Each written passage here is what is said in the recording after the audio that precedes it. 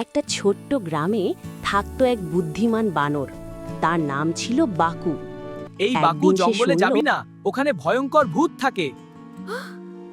Baku বলল, ভূত? আমি তো ভয় পাই না, আমি দেখে আসবো। হ্যাঁ, যাও। সাবধানে যাস।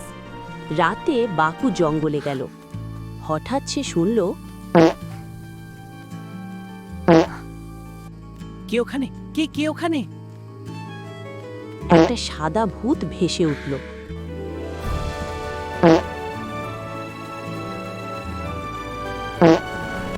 বাকু নাক চেপে ধরল। আমি ভয়ঙ্কর ভূত, আমি সবাইকে ভয় দেখাই।